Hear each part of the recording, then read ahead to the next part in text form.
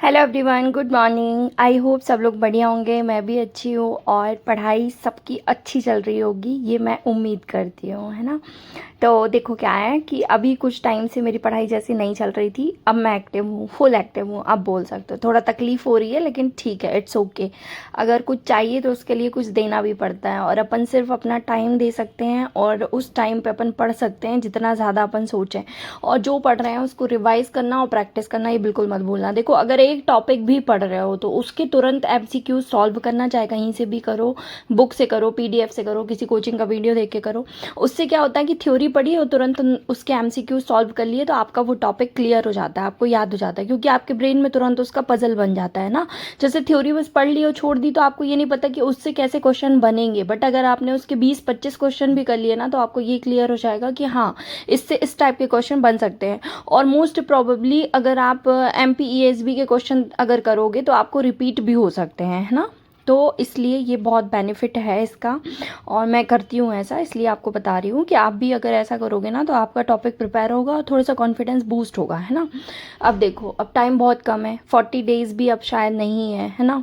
तो मेरा टारगेट ये है कि जैसे मैं अभी मैंने केमिस्ट्री और बायो उठाया है ना। तो साइंस में मैंने, क्योंकि फ़िज़िक्स कुछ टाइम से मैंने फ़िज़िक्स पढ़ा ही नहीं है, उसके मेरे पास कोई नोट्स नहीं है ना। सिर्फ उसके मतलब जो भी है वो लूसेंट की बुक में है फ़िज़िक्स का, और मेरे पास मतलब उसकी अलग से बुक नहीं है।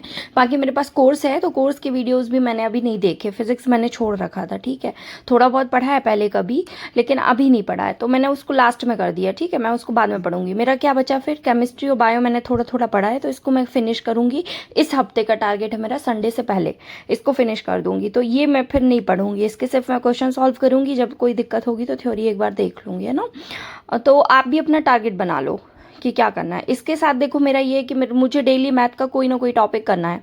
चाहे तो मैं पर्टिकुलर एक टॉपिक उठा के उसके 15-20 क्वेश्चन कर लेती हूँ, तो वो टॉपिक रिवाइज हो जाता है। या तो मैं जो मैराथन चल रही है वो मैं डेली नहीं ले रही हूँ मैराथन, है ना। तो मैं उसका 1 घंटे में जो हर टाइप के क्वेश्चन आते हैं ना उसको कभी कभी सॉल्व कर लेती हूँ, है ना।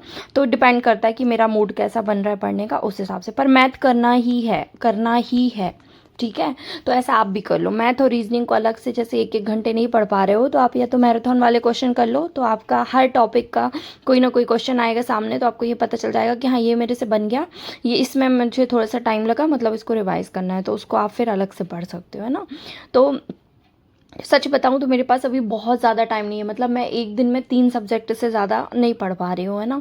तो कंप्यूटर के लिए मैं ये कर रही हूँ कि कंप्यूटर अलग से नहीं पढ़ रही हूँ, उसकी जो भी मैराथन क्लासेस चल रही हैं मैं वो देख रही हूँ, है ना। क्योंकि कंप्यूटर कभी ना कभी पढ़ा है तो उसके मल्टीपल क्वेश्चन करने से वो रिवाइज हो जाएगा, तो उसको मैं अलग से टाइम नहीं दे रही हूँ, क्योंकि क्लास देख रहे हैं उसी में 1 घंटे लग रहा है ना। तो बस इतना ही चल रहा है मेरा, है ना। इसके बाद मैं फिर करूँगी हिंदी, इंग्लिश। इंग्लिश का, हाँ, इंग्लिश के मैं सिनोनिम्स एंटोनिम्स कर रही हूँ डेली।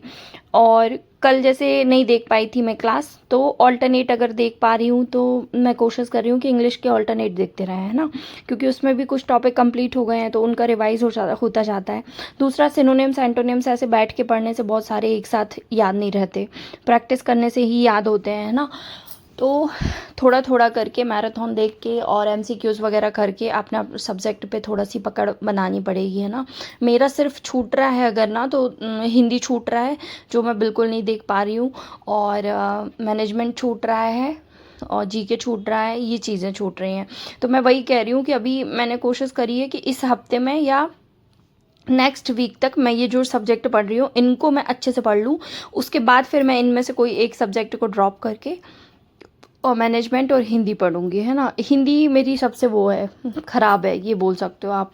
सबकी अच्छी रहती है, मेरी ख़राब है, मतलब मतलब मैं ये कहूँगी कि अगर मैं हिंदी और इंग्लिश दोनों के क्वेश्चन सॉल्व करूँ ना तो इंग्लिश में शायद 25 में से 20 नंबर ले आऊँ, लेकिन हिंदी में मैं 25 में से 15 नंबर ही ला पाऊँगी। तो मेरी इतनी ख़राब है, तो मुझे सबसे ज़्यादा तो उसकी टेंशन हो रही है। मतलब सुन के तुम लोगों को भी हंसी आ रही होगी शायद कि ऐसा कैसे, लेकिन होता है यार। मतलब कोई ना कोई एक सब्जेक्ट रहता है, या तो आपको पढ़ने में मन नहीं लग रहा, या तो आपको उस सब्जेक्ट में इंटरेस्ट नहीं है, जो भी रीज़न है मुझे नहीं पता, पर हिंदी में मेरा शुरू से इंटरेस्ट नहीं रहा। कॉम्पिटिटिव एग्ज़ाम्स वाली हिंदी में, और मैं उसमें बहुत कम नंबर आते हैं मेरे। तो देखते हैं कैसे मैनेज करते हैं। पढ़ना तो मुझे भी है, और मैं सच बताऊँ, मैं हिंदी के 3 दिन से मैराथन क्लासेस में भी अटेंड कर रही हूँ ना, तो छूट जाता है, पता है। मैं पढ़ ही नहीं पाती उसको, थोड़ा सा क्वेश्चन करती हूँ, 4-5 क्वेश्चन, और छूट जाता है। तो फिलहाल मैंने उसको छोड़ रखा है कि क्योंकि वो जैसे ही एग्ज़ाम पास आएगा और लोड बढ़ेगा ना दिमाग में, ऑटोमेटिक मेरा मन लगेगा और मैं पढ़ लूँगी। मुझे पता है कि पढ़ने को हिंदी का कोई इतना सिलेबस नहीं है, 10-15 दिन में भी पूरा हो जाएगा। तो अभी जो चीज़ें अपन कर रहे हैं ना, उसको अच्छे से करते हैं। देखो, ये मेरे पास जो बुक थी, मैंने शुरू से बताया है कि ये बहुत अच्छी बुक है, BK बख्शी की बुक है ये, इंग्लिश की। ये SSC लेवल की है, CGL लेवल की है। तो इसके सब क्वेश्चन तो नहीं पढ़ती मैं, क्योंकि बहुत हाई लेवल के हैं, लेकिन इसमें वोकैब बहुत शॉर्ट में दी है। शॉर्ट में मतलब कि जैसे ओ वर्ड है, MNO, इस वर्ड में से आपके 10-10, 15-15 सिनोनिम्स दिए हैं ना। तो जो मोस्ट रिपीटेड सिनोनिम्स हैं, एग्जाम में पूछे जाते हैं ना, वो मैं इसमें से रोज 4-4, 5-5 याद कर रही हूँ, है ना, क्योंकि वो भी एक साथ याद नहीं होंगे। तो 4-4, 5-5 करके मैं उनको याद कर रही हूँ। और साथ में मैराथन क्लासेस जब देखते हैं, तो उसमें भी अगर कोई एंटोनिम सिनोनिम मिल रहा है, तो उसको भी मैं इसी पे नोट कर रही हूँ बुक में।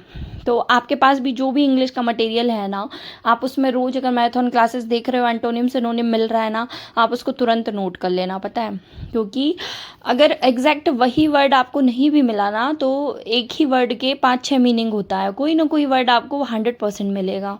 तो आपके लिए बेनिफिट रहेगा उसका, है ना। माइनस मार्किंग है, इसलिए जितना पढ़ो तो ऐसा पढ़ो कि उसमें से जो भी अपन एग्ज़ाम में करें वो माइनस ना हो, प्लस हो, है ना। तो मेरी यही अप्रोच है अब तक की। अब आप बताना, और प्लीज़ मुझे हिंदी के लिए ज़रूर बताना यार, जो भी मतलब पूरा वीडियो देख रहा है, लास्ट तक देखेगा, तो मुझे ये ज़रूर बताना कमेंट करके कि हिंदी के लिए मैं क्या करूँ। मतलब या तो कोई ऐसा टीचर बता दो कि मैं पढ़ूँ तो मेरा मन लग जाए, है ना। या तो कुछ ऐसा बता दो कि हिंदी में सबसे इंटरेस्टिंग टॉपिक कौन सा है, या कौन सा मैं सबसे पहले पढ़ लूँ तो मेरा मन लग जाए।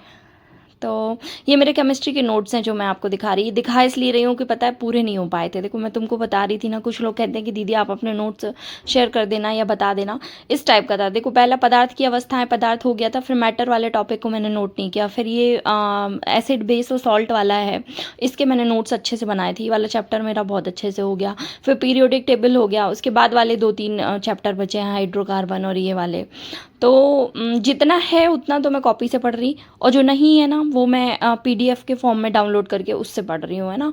और मैथ प्रैक्टिस ऐसी है कि बेटू के साथ खेलते खेलते, शाम को वो खेल रहा है, कहीं कुछ कर रहा है, तो उस टाइम पे ही कर लेती हूँ। क्योंकि जो जो बनता है ना, उसमें ज़्यादा टाइम नहीं लगता, उसमें हो जाता है। और जो नहीं बनता उसको थोड़ा सा रहता है, तो वो मैं रात में करती हूँ। जैसे कोई टॉपिक है कि मुझसे नहीं बनता या मैं नहीं पढ़ी हूँ, तो एडवांस मैथ हो गई, जैसे एडवांस मैथ की प्रैक्टिस कम है, तो उसको रात में पढ़ती हूँ, फिर इसके सोने के बाद। क्योंकि ये पढ़ने नहीं देता। देखो ना, अभी भी गोद में बैठा है, उसका रहता है कि मम्मा मेरे को गोदी में बैठा लो, फिर उसके बाद आपको पढ़ना है तो पढ़ो। तो अब उसको गोदी में बैठा लो, तो फिर उससे बात भी करनी पड़ती है, तो नहीं पढ़ पाते यार। सबसे ज़्यादा पता मुझे महिला पर्यवेक्षक में भी यही चीज़ अखरी थी। मैं बार बार ये बोलती थी ना कि जिसके भी छोटे बच्चे हैं ना, वो बच्चे तरस जाते हैं यार, जब अपने आसपास रहते हैं, मम्मा खेलो अपने साथ। अब बच्चों को थोड़ी समझ आएगा कि अपन को क्यों नहीं खेल पा रहे। अब और गलती बच्चों की भी नहीं है यार, अपनी गलती है, अपन ने क्यों नहीं पहले से सब कुछ किया।